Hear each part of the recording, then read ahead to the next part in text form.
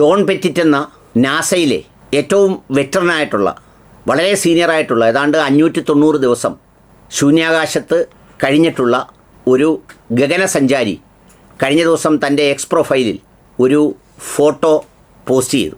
കറുത്തിരണ്ട് കിടക്കുന്ന ചുറ്റുപാടുകളിൽ തിളങ്ങി നിൽക്കുന്ന കാബയുടെ ചിത്രം. അതിൽ അദ്ദേഹം എഴുതി, orbital views of Mecca, Saudi Arabia. The bright spot in the centre is the Kaaba, Islam's holiest site visible even from space. ഇതാണ് അദ്ദേഹം കുറിച്ചത്. അങ്ങനെ ആ വീഡിയോ വളരെ വൈറലായി, സാമൂഹ്യ മാധ്യമത്തിലൊക്കെ കിടന്നിങ്ങനെ കത്തുന്നുണ്ട്. അദ്ദേഹം നാസയുടെ ഒരു ആസ്ട്രോനട്ടാണ്. 590 ദിവസം ബഹിരാകാശത്ത് ശൂന്യാകാശത്ത് ജീവിച്ച ഒരു ആസ്ട്രോനറ്റാണ് അദ്ദേഹം. ഈ വർഷം ഏപ്രിൽ 20-നാണ് അദ്ദേഹത്തിന് 70 വയസ്സ് പൂർത്തിയായ വേളയിലാണ് ഈ ഗഗനസഞ്ചാരത്തിൽ നിന്ന് അദ്ദേഹം ഭൂമിയിലേക്ക് ഇറങ്ങി വന്നത്.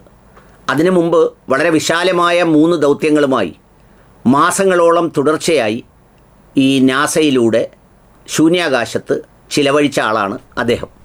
ഏതാണ്ട് 250 മൈൽ അപ്പുറം, അതായത് 400 കിലോമീറ്റർ അകലെ നിന്നുകൊണ്ട് ഓർബിറ്റൽ സ്റ്റേഷനിൽ നിന്ന് വളരെ ഹൈ റെസല്യൂഷൻ ക്യാമറ ഉപയോഗിച്ച് അദ്ദേഹം എടുത്ത ഒരു കാബയുടെ ചിത്രമാണ് ഈ എക്സ് പ്രൊഫൈലിൽ അദ്ദേഹം പോസ്റ്റ് ചെയ്തത്. രാത്രിയിൽ പോലും ആ വിശുദ്ധ ഗേഹത്തിലെ അതിൻ്റെ തിളക്കം അത്രയും അകലെ നിന്ന് ഒരു ക്യാമറയിൽ ക്യാപ്ചർ ചെയ്യുക എന്ന് പറയുന്ന വളരെ അസാധ്യമായ ഒരു ദൗത്യം അത്ര ഭംഗിയോടെ ഇതിനു മുമ്പ് നിർവഹിച്ച ഒരാളില്ല.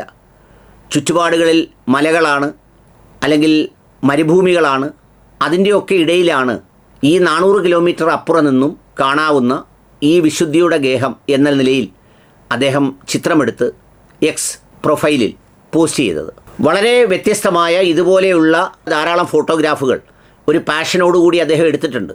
അദ്ദേഹത്തിൻ്റെ ഏറ്റവും വലിയ സംഭാവനയായി കണക്കാക്കുന്നത് ഒരു 0G കപ്പ് എന്ന് പറഞ്ഞിട്ട് ഈ ശൂന്യാകാശത്ത് പോകുന്ന ഗഗനസഞ്ചാരികൾക്ക് ഈ പാനീയം കുടിക്കുന്നതിന് വേണ്ടിയുള്ള ഒരു പ്രത്യേകതരം സംവിധാനം രൂപപ്പെടുത്തി അതിന് പേറ്റൻ്റൊക്കെ എടുത്തതിൻ്റെ റെക്കോർഡുകളൊക്കെ അദ്ദേഹത്തിൻ്റെ പേരിലാണ്. പക്ഷേ ഈ ചിത്രം ഇപ്പോൾ സാമൂഹ്യ മാധ്യമങ്ങളിൽ വലിയ ചർച്ചയാകുന്നത് 2 തരത്തിലാണ്.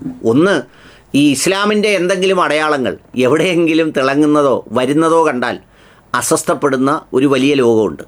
ഇസ്ലാമോഫോബിക്കായിട്ടുള്ളവരുണ്ട്, അതിനെ വെറുപ്പോടെ കാണുന്നവരുണ്ട്, അതിനെ വിദ്വേഷത്തോടെ കാണുന്നവരുണ്ട്. അവരുടെ മനസ്സിലുണ്ടാകുന്നൊരു സംഗതി, ഇത് ഓരോ വശത്തു നിന്ന് ഇങ്ങനെ ചുരുട്ടി കൊണ്ടുവരുമ്പോൾ മറുവശത്ത് ഇത് അയഞ്ഞ് വീണ്ടും ഇതിങ്ങനെ പ്രസക്തമാവുകയാണല്ലോ എന്ന് പറയുന്ന ദുഃഖമാണ് അവർക്കുള്ളത്. അവരുടെ വേദന ഒരു വശത്തുണ്ട്. രണ്ടാമത്, വേറെ കുറച്ച് പേരുടെ ഒരു ആഘോഷമുണ്ട് മറുവശത്ത്. എന്ന് പറഞ്ഞാൽ, അങ്ങനെ ആകാശത്ത് നിന്ന് ഈ ചിത്രമെടുത്തപ്പോൾ ഇത് കണ്ടതിലുള്ള ഭയങ്കരമായ സന്തോഷത്തിന് വളരെ അതിമാനുഷിക ഭാവങ്ങൾ നൽകി എന്തോ മഹത്തായ സംഗതികളാണെന്നുള്ള രീതിയിൽ നിലവിളിക്കുന്ന ആളുകളുമുണ്ട്. അതിലത്രയും വലിയ കാര്യമൊന്നുമില്ല. അതിൻ്റെ വിശുദ്ധിയും അതിൻ്റെ വലിപ്പവുമൊക്കെ അത് സൃഷ്ടിച്ച സൃഷ്ടാവ് അതിൻ്റെ ബോധ്യത്തിൽ പറഞ്ഞിട്ടുണ്ട്, അത് ബോധ്യപ്പെടുത്തിയിട്ടുണ്ട്, അത് രേഖപ്പെടുത്തപ്പെട്ടിട്ടുണ്ട്. ആ രേഖപ്പെടുത്തിയ ആ ബോധ്യങ്ങളുടെ അടിസ്ഥാനത്തിൽ ഓരോ വിശ്വാസിയുമാണ് ഇതുപോലെ ലോകത്ത് തിളങ്ങേണ്ടത്, ലോകം അംഗീകരിക്കപ്പെടേണ്ടത്, ലോകം ആദരിക്കപ്പെടേണ്ടത്. കേവലം ചിത്രങ്ങളല്ല. ആ ചിത്രങ്ങൾക്കൊന്നും ഒരു മതത്തിൻ്റെയും ആത്മാവില്ല. അതൊക്കെ അടയാളങ്ങളാണ്. ആ അടയാളങ്ങളെ അത് സ്ഥാപിച്ചവൻ നിലനിർത്തിക്കൊള്ളും അവൻ ഉദ്ദേശിക്കുന്ന കാലം വരെ.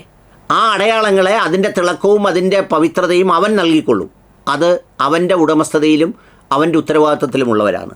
പക്ഷേ ഇവിടെ യഥാർത്ഥത്തിൽ നമ്മൾ വേദനിക്കേണ്ടത് എവിടെയാണെന്നറിയാമോ? ഇതേ ഗേഹങ്ങളിൽ സന്ദർശിച്ചു മടങ്ങിയ ശേഷവും ഹാജി എന്ന ലേബലും വെച്ചുകൊണ്ട് ഒരുപാട് കൊള്ളരുതായ്മകൾക്ക് നേതൃത്വം നൽകുന്ന, അതിന് മുമ്പിൽ നിൽക്കുന്ന, ആളുകളെ ദ്രോഹിക്കുന്ന, ചൂഷണം ചെയ്യുന്ന ഒത്തിരി ആളുകളുണ്ട്. അവരെ കാണുമ്പോഴാണ് നമുക്ക് സങ്കടം തോന്നേണ്ടത്. യഥാർത്ഥത്തിൽ ഓരോ മതത്തിൻ്റെയും വിശ്വാസികളാണ് തിളങ്ങേണ്ടത്. ആ വിശ്വാസിയുടെ ഖൽബാണ്, അഥവാ അവരുടെ ഹൃദയമാണ് തിളങ്ങേണ്ടത്. കാരണം ഹൃദയത്തിനുള്ളിലാണ് മതത്തിൻ്റെ മാനവികതയുടെ മനോഹരമായ അടയാളങ്ങൾ ഉൾക്കൊള്ളേണ്ടത്. ഏത് മതത്തിലായാലും. വലിയ വലിയ ക്രിസ്ത്യൻ പള്ളികൾ ഉണ്ടാവുന്നു, അതിലൊരുപാട് ലൈറ്റ് ഇടുന്നു. ഇനിയിപ്പോൾ ക്രിസ്തുമസ് ആകുമ്പോൾ എല്ലാ പള്ളികളും അലങ്കരിക്കുന്നു. ഉത്സവകാലമാവുമ്പോൾ ക്ഷേത്രങ്ങൾ മുഴുവൻ അലങ്കരിക്കുന്നു. കാബയാകട്ടെ 24/7 എല്ലാ ദിവസവും മുടക്കമില്ലാതെ പ്രാർത്ഥനകൾ നടക്കുന്ന ഒരു വിശ്വാസത്തിൻ്റെ ഗേഹമായി അവിടെ നിലകൊള്ളുന്നു. അങ്ങ് മാർപ്പാപ്പയുടെ ആസ്ഥാന മന്ദിരം അങ്ങനെ ആ വിശ്വാസത്തിൻ്റെ ഭാഗമായി അവിടെയുണ്ട്. ഇതൊക്കെ എന്താണ്? ഇതൊക്കെ യഥാർത്ഥത്തിൽ ഇതിൻ്റെ കേന്ദ്രങ്ങളാണ്. ആ കേന്ദ്രങ്ങളിൽ നിന്ന് ഊർജം ഉൾക്കൊള്ളുന്ന മനുഷ്യൻ അത് യഥാർത്ഥ ബോധ്യത്തോടെ, യഥാർത്ഥ ഗുണകാംക്ഷയോടെ അത് ഉൾക്കൊണ്ട് ആ ഹൃദയം കർമ്മങ്ങളിലൂടെ, നന്മയിലൂടെ, മാനവികതയിലൂടെ തിളങ്ങുന്നതിലാണ് ആഘോഷിക്കേണ്ടത്. അല്ലാതെ അദ്ദേഹം എടുത്ത ഒരു ചിത്രത്തിൻ്റെ തിളക്കം കണ്ടല്ല എന്ന് വിനയപൂർവ്വം പറയട്ടെ.